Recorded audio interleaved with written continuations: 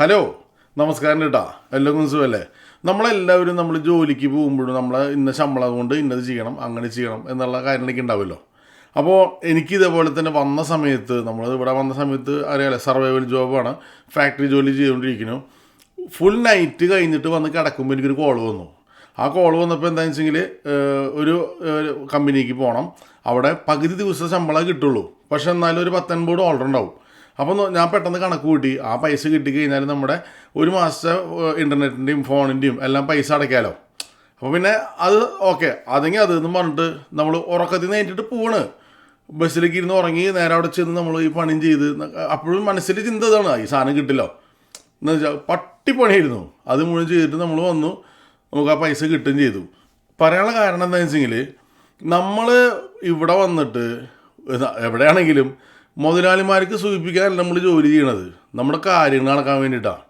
അപ്പോൾ ഇവിടെ ഇപ്പോഴും ഈ സ്റ്റുഡൻസിനെ എന്താ പറയുക പറ്റിക്കണ പരിപാടി നിന്നിട്ടില്ല എന്നുള്ളതാണ്. ഇപ്പോഴും ഇത്രയായിട്ടും നമ്മുടെ പിള്ളേരാണെങ്കിൽ നിർവൃത്തികേടുകൊണ്ട് പോയി കൊടുക്കണമുണ്ട്. അപ്പോൾ അങ്ങനത്തെ ഒരു പയ്യനെ സംസാരിച്ചു, എനിക്ക് ഇന്നലെ സംസാരിക്കേണ്ടതെന്ന് അവനായിട്ട്. അപ്പോൾ അതിൻ്റെ വെളിച്ചത്തിലാണ് ഈ വീഡിയോ ചെയ്യണത്. കാരണം എന്താണെന്ന് വെച്ചെങ്കിൽ ഇവിടെ വന്ന് ജോലിക്ക് വേണ്ടി അന്വേഷിച്ച് ഇങ്ങനെ നടന്നു, കിട്ടിയില്ല. ഞാൻ പറയുന്നത് 1 വർഷം മുമ്പുള്ള കാര്യമാണ്. അങ്ങനെ ഇവൻ കുറേ അന്വേഷിച്ച് നടന്നു. കൂട്ടുകാർക്കെല്ലാം ഓരോ ജോലി കിട്ടും, പിന്നെ വല്ലപ്പോൾ ഒരിക്കലും ക്യാഷ് ജോബ് എന്നുള്ളിൽ $10 എന്തിനും കിട്ടും, അത് മാത്രമേ ഉള്ളൂ. അങ്ങനെ ഇവൻ നടന്ന് അവസാനം ജോലി കിട്ടി ടിം ഹോട്ടലിൽ, ഇവിടുത്തെ ഏറ്റവും നല്ലൊരു ചായക്കട ശൃംഖല. ആ ബെൽറ്റിൽ പുള്ളിക്ക് ജോലി കിട്ടി. ഭയങ്കര സന്തോഷമായി, കാരണം കുറേ കഷ്ടപ്പെട്ട് കിട്ടിയതാണല്ലോ. അങ്ങനെ അവിടെ ചെന്നു, ട്രെയിനിങ് കാര്യങ്ങൾ എല്ലാം കഴിഞ്ഞു. ജോലിക്ക് തുടങ്ങുന്ന സമയത്ത് മുതലാളി പറഞ്ഞു, നിൻ്റെ പഞ്ചിങ്ങിന് ഇവിടെ ഒരു എന്തോ ഇതുണ്ട്, നമ്പറും കാര്യങ്ങളൊക്കെയും. അപ്പോൾ ആ നമ്പർ റെഡി ആയിട്ടില്ല, അത് ടെക്നിക്കൽ ഇഷ്യൂ ആണ്, മോൻ ജോലിക്ക് കയറിക്കോ എന്ന് പറഞ്ഞു. ഇവനാണെങ്കിൽ എന്താ പറയുക, വിശന്നിരിക്കുന്നതിന് മുമ്പിൽ പായസം കൊണ്ടുവച്ചാൽ അങ്ങനെ ഉണ്ടാവും. ആ അവസ്ഥയിൽ ഇവൻ നിൽക്കണത്. ജോലി കിട്ടാണ്ട് ഇങ്ങനെ നടക്കലായിരുന്നേ. കിട്ടിയ വശം പറഞ്ഞു, പഞ്ചിങ് കോഡ് വേണ്ട, ഒരു തേങ്ങ വേണ്ട, ഞാൻ കയറുക. അതുകൊണ്ട് പുള്ളി ഓടിപ്പോയി കയറി. അങ്ങനെ കയറി ഒരു 3 ആഴ്ച ഞങ്ങൾ ജോലി ചെയ്ത്. ആ ജോലി ചെയ്തതിനു ശേഷം പുള്ളിക്ക് പഞ്ചിങ് കോഡും എല്ലാം വന്നു. 2 ആഴ്ച കഴിയുമ്പോഴാണ് ബൈ വീക്കിലാണ് ശമ്പളം. അതായത് നമ്മൾ കയറി 1 മാസമാകുമ്പോൾ ആദ്യത്തെ ശമ്പളം വരുള്ളൂ. അങ്ങനെ അവൻ ജോലി ചെയ്തു. 1 മാസമായപ്പോൾ ആദ്യത്തെ 2 ആഴ്ചത്തെ ശമ്പളം വന്നപ്പോൾ നിസ്സാര പൈസ. ഇതിങ്ങനെ എന്തോ ആവേശം തെറ്റ് പറ്റിയിട്ടുണ്ടല്ലോ എന്ന് പറഞ്ഞു. അത് എന്നാൽ അടുത്ത ചെക്കിൽ തരാമെന്ന് പറഞ്ഞു. അടുത്ത ചെക്ക് വന്നപ്പോൾ പിറ്റത്തെ 2 ആഴ്ചത്തെ പൈസയുണ്ട്, ആ പഴയതുണ്ടല്ലോ അതവിടെ കിടക്കാം. അത് ചോദിക്കുമ്പോൾ പിന്നെ തരാം, അത് പിന്നെ തരാം എന്ന് പറഞ്ഞിട്ട് ഇങ്ങനെ കൊണ്ടുപോവാം. അപ്പം ഇങ്ങനെ കുറച്ച് കാലം ഇങ്ങനെ പോയി കഴിഞ്ഞപ്പോൾ ഇവന് തോന്നി എന്തോ ഒരു കുഴപ്പമുണ്ടല്ലോ എന്നുള്ളതിൽ. പക്ഷേ ഇവനൊരു മെച്ചം കാണിച്ചതെന്ന് വെച്ചെങ്കിൽ ഈ എക്സ്പീരിയൻസ് വെച്ചുകൊണ്ട് ഇവൻ പഠിക്കുന്ന കോളേജിൽ തന്നെ ടിം ഹോട്ടൽ വേറെയുണ്ട്. അപ്പോൾ അവിടേക്ക് നൈസായിട്ട് അപ്ലൈ ചെയ്ത് അവിടെ ഇങ്ങനെ ജോലിക്ക് കയറി. അപ്പോൾ അവിടെ മര്യാദയ്ക്ക് ശമ്പളം കിട്ടലോ എല്ലാ എന്താ പറയുക പ്രശ്നങ്ങളൊക്കെ സോൾവ് ആവണ അവസ്ഥ ചെയ്തുകൊണ്ട് ഈ ആദ്യം കയറിയ സ്ഥലത്തെ അവൻ അവേഴ്സ് പൊടിക്കൊന്ന് കുറച്ചു. കാരണം ഇത് കാശ് മര്യാദയ്ക്ക് കിട്ടണില്ല. ജോലി അടിപൊളി, നല്ല എന്താ പറയുക സൂപ്പർ ജോലി എല്ലാം ഓക്കെ. പക്ഷേ 2 ആഴ്ച കൂടുമ്പോൾ ചെക്ക് വരുമ്പോൾ $100 200. അതായത് നമ്മൾ പണിയെടുത്താലും പോരാ, എത്ര മണിക്കൂർ പണിയെടുത്തു എന്ന് എഴുതി വെച്ചിട്ട് ശമ്പളം വരുമ്പോൾ അത് നോക്കിയിരിക്കേണ്ട, അവർ നമ്മളെ പറ്റിക്കണ്ടോ എന്ന് നോക്കണം എന്നുള്ള അവസ്ഥയല്ല. ഇതിൻ്റെ ഒരു ഫ്രാഞ്ചൈസി തുടങ്ങുന്നതായിരിക്കും മൾട്ടി മില്യണേഴ്സാണ്, അത്താഴപ്പാട്ടിനിക്കാരല്ല. അങ്ങനത്തെ ആൾക്കാർ ഈ പിള്ളേരുടെ കയ്യിൽ നിന്ന് കാശടിക്കുന്ന അവസ്ഥ. ചുരുക്കം പറഞ്ഞാൽ 64-70 മണിക്കൂർ പറഞ്ഞവൻ അത്രയും മണിക്കൂറാണ് അവൻ 3 ആഴ്ചയിൽ വർക്ക് ചെയ്തേക്കണേ.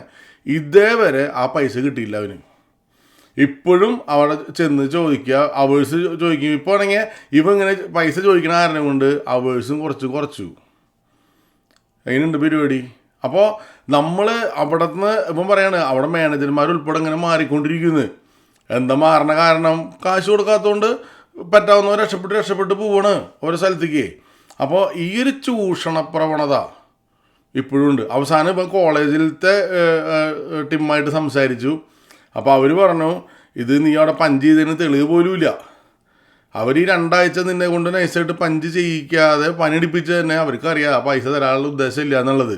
അതിന് വേണ്ടിയാണ് നൈസായിട്ട് ചെയ്തത്. അപ്പോൾ ഇനി ചെയ്യാവുന്ന പണി എന്താണെന്ന് വെച്ചെങ്കിൽ സംഭവം കേസ് കൊടുത്ത് അവിടെ CCTV ക്യാമറയൊക്കെ ഉണ്ടാവും, ചെക്ക് ചെയ്ത് ഞാൻ അറിയാണെങ്കിൽ പറ്റും. പക്ഷേ വലിയ മെനക്കടാ. പിന്നെ ഉള്ളത് ലേബർ കോട്ടയിൽ പോകാന്നുള്ളതാണ്. അവിടെ പോയി കഴിഞ്ഞാലും പണ്ടത്തെ പോലെയല്ലേ, ഇപ്പോൾ കുറേ ആൾക്കാരിനെ പറ്റിക്കാനായതുകൊണ്ടേ കുറേ കേസ് കെട്ടിക്കിടക്കുന്നുണ്ട്, പെട്ടെന്നൊന്നും ആവില്ല. ഏറ്റവും നല്ലത് പതുക്കെ ചെന്ന് കരഞ്ഞ് കാല് പിടിച്ച് പറ്റാത്ത പോലെ 100, 150, 200 പതുക്കെ പതുക്കെ പതുക്കെ മേടിക്കുക. അങ്ങനെ മേടിച്ചെടുത്ത് അവസാനിപ്പിക്കുക. വക്കാണത്തിന് പോയി കഴിഞ്ഞാൽ കുറേ സമയം പിടിക്കും. അതുകൊണ്ട് എങ്ങനെയാണ് നൈസായിട്ട് മേടിച്ചെടുക്കുക എന്ന് പറഞ്ഞിട്ടുള്ളൊരു സിറ്റുവേഷൻ ഉണ്ടായി. അപ്പോൾ ഇവ എന്നോട് പറഞ്ഞത് എന്താണെന്ന് വെച്ചെങ്കിൽ ഇപ്പോഴും ജോലി, അപ്പം ഞാൻ പറഞ്ഞു എടാ കുറേ ഇങ്ങനെ ചെയ്യാൻ വേണ്ടി ആൾക്കാർക്കും പോകുന്നുണ്ട്, സർവൈവൽ ജോലികൾ ഇപ്പോൾ അത്യാവശ്യം ഓപ്പണായെന്നുള്ളോ എനിക്ക് ന്യൂസ് കിട്ടിയെന്ന് പറഞ്ഞു. അതൊക്കെ ഉണ്ട് കേട്ടാ, പക്ഷേ അത്ര ഉഷാറൊന്നല്ല കാര്യങ്ങൾ എന്ന് പറഞ്ഞതിനോട്.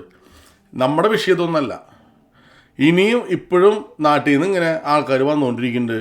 അതിപ്പോൾ സ്റ്റുഡൻറ്റ് വിസ അല്ലെങ്കിലും വേറെ പല ഇതിലും വരും. നിങ്ങളൊരു സ്ഥലത്ത് ജോലിക്ക് കയറുമ്പോൾ എന്താണോ റൂള് അത് മാക്സിമം ഫോളോ ചെയ്യുക. സിസ്റ്റമാറ്റിക്കായിട്ട് കാര്യമുണ്ട്. ഇവർ വലിയ വലിയ വണ്ടം വർത്താനേക്കും പറയും. ഇതൊക്കെയും പറഞ്ഞു കഴിഞ്ഞിട്ട് അവസാനം ഒരു ഇഷ്യൂ ഉണ്ടാവുന്ന സമയത്ത് നൈസായിട്ട് അവർ പുറംതിരി നിൽക്കും. അതിനുള്ള ആയുധങ്ങളാണ് ഇവർ ഓൾറെഡി വെക്കുന്നത്. ഇപ്പം നമ്മളൊരാളെ കാണുമ്പോൾ തന്നെ അപ്പോൾ എനിക്കൊരു കടയുണ്ട്, അവിടേക്കൊരു ചെക്കൻ വരിക.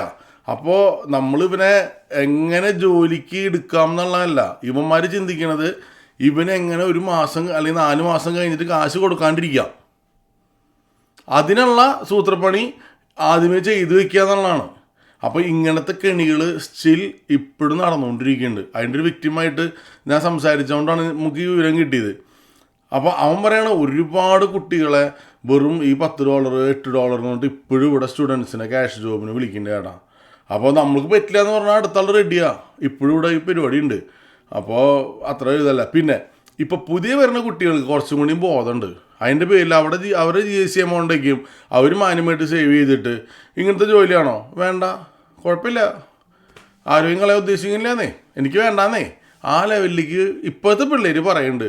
പക്ഷേ ഒരു 1-2 കൊല്ലം മുമ്പുള്ള പിള്ളേരുടെ അവസ്ഥ അതല്ല, അത് ഇപ്പോഴും പരിതാപകരമാണ്. അപ്പോൾ ഈ ഒരു ചൂഷണം നടക്കുന്നുണ്ട്. നന്നായിട്ട് എല്ലാവരും ശ്രദ്ധിക്കുക. കാരണം ഇത് വലിയൊരു ലാൻഡ് ഓഫ് ഓപ്പർച്യൂണിറ്റി എന്ന് പറഞ്ഞാൽ അതൊക്കെ തന്നെയാണ്. പക്ഷെ ഇപ്പോൾ ആ ലാൻഡിൻ്റെ അറ്റത്ത് കുറച്ച് പ്രശ്നങ്ങളൊക്കെ ഉണ്ട്. ഇപ്പോൾ കാട്ടുതീ നടക്കുന്നുണ്ട്. ഇപ്പോൾ നമ്മുടെ വീട്ടിൽ പുറത്തിറങ്ങുമ്പോൾ ഒരു സ്മെല്ല്, ഒരു ചെറിയ പുക വേണം.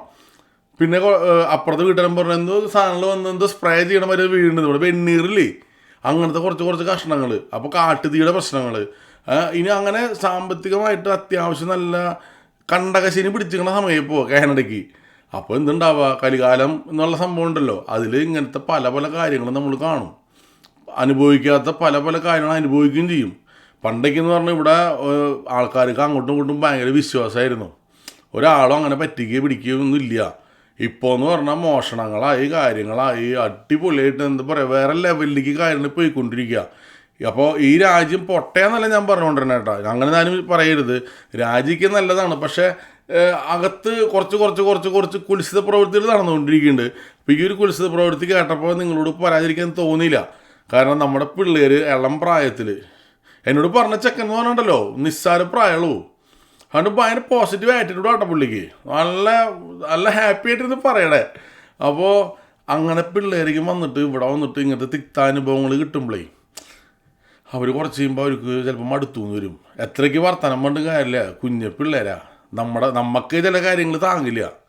കൂടെ നിന്നിട്ട് ഒരുത്തം വെച്ച് കഴിയുമ്പോൾ നമുക്ക് താങ്ങില്ല. ഇപ്പം പ്രായമുള്ള നമുക്ക്. അപ്പോൾ പിള്ളേരുടെ അവസ്ഥ എന്താവും? അവൻ പറഞ്ഞതെന്ന് വെച്ചാൽ ആദ്യമായിട്ട് കിട്ടിയ ജോലിയില്ല ചേട്ടാ, സകല പണിയും പറന്ന് തകർക്കായിരുന്നു ഞാൻ. കാരണം അത്ര ആവേശത്തിലായിരുന്നു. പക്ഷെ ആവേശം കംപ്ലീറ്റ് പോയി. എന്ത് ചെയ്യുക, ഇങ്ങനെ ഓരോരുത്തർ പറ്റിക്കാൻ വേണ്ടി ഇറങ്ങിക്കഴിഞ്ഞാൽ പെട്ടുപോകും. പിന്നെ ഏറ്റവും വലിയ സന്തോഷവാർത്ത എന്താണെന്നറിയാം, ഈ ഫ്രാഞ്ചൈസിയുടെ ഉടമസ്ഥൻ നമ്മുടെ നാട്ടുകാരൻ തന്നെയാട്ടാ. ഏത് മലയാളിയല്ല, ഒരു ഇന്ത്യക്കാരനാണ്. അതിനുണ്ടാവുക പരിപാടി. അതും ഈ മെക്ഡി അല്ലെങ്കിൽ ടിം എന്ന് പറയുന്ന അത്രയും നല്ല രീതിയിൽ അവരുടെ ഫ്രാഞ്ചൈസി എടുക്കണമെങ്കിൽ തന്നെ അത്യാവശ്യം നല്ല ബാക്ക്ഗ്രൗണ്ട് ചെക്കും കുറേ പണിയുണ്ട്. നിസ്സാരപ്പെട്ട കേസൊന്നുമല്ല. എന്നിട്ടാണ് അതിൻ്റെ ഉള്ളിൽ കൂടെ ഇപ്പോൾ ഈ സാധനം നഞ്ച് കലക്കണം ഇവന്മാർ. അപ്പോൾ അതുകൊണ്ട് ഇവ കാരണം ശ്രദ്ധിക്കുക. പൊതുവെ നമ്മൾ പറയല്ലോ നല്ല കമ്പനിയാണെന്ന് വെച്ച് ധൈര്യമായിട്ട് കയറിക്കോ, അത് നടന്നു പോകുന്നത്. ആ ഒരു പറച്ചിലിന് പേര് ദോഷം ഉണ്ടാക്കണ പണി ഇതിപ്പോൾ ഗ്രാൻഡായിട്ട് നടന്നുകൊണ്ടിരിക്കുന്നുണ്ട്. അതുകൊണ്ട് എല്ലാവരും നന്നായി ശ്രദ്ധിക്കുക.